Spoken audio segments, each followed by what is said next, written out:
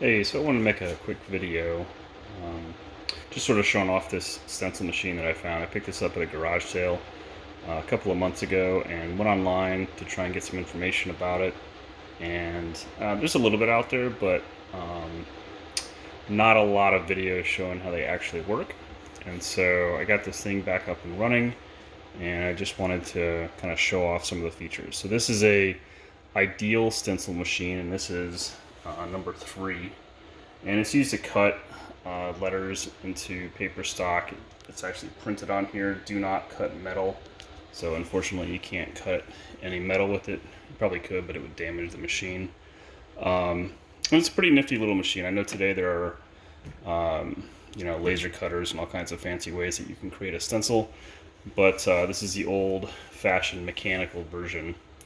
These are made in Belleville, Illinois, which is a little town southeast of St. Louis.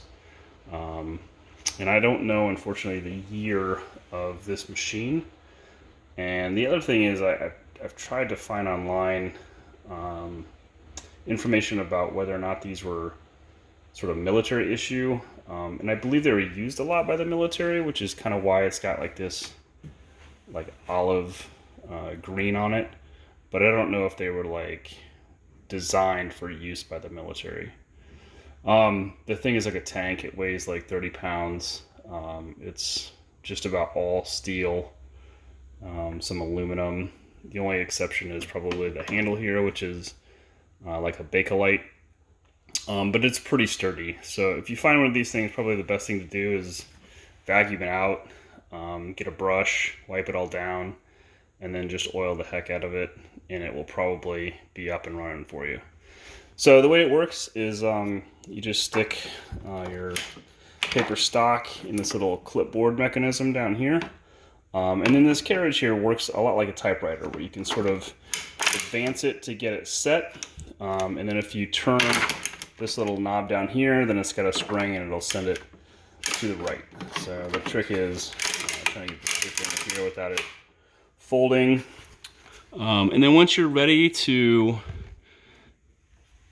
make your stencil, and you can also move by turning this knob.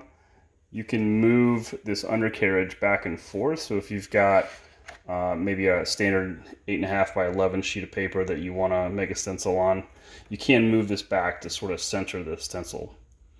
But once it's set, so you're just going to turn this knob at the top, and you'll see this little dial here points to the letter that you're going to punch.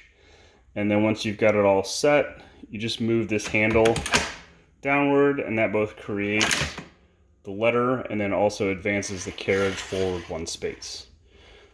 So the spacing is a lot like a typewriter would have, where it's standard spacing. Like each letter, no matter what the thickness is, gets the same sort of distance on the advance, which is sort of problematic because I is always going to have a lot more space to the left of it than you probably want.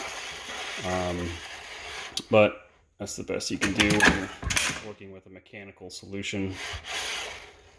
So it does have some numbers on it. I'm not going to use any numbers.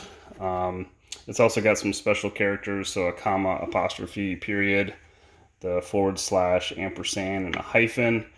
It doesn't have a space on there, so if you want to advance it 1 space, you can just move the carriage down here 1 space to the left, and then continue on making your stencil. And we'll just finish this one up.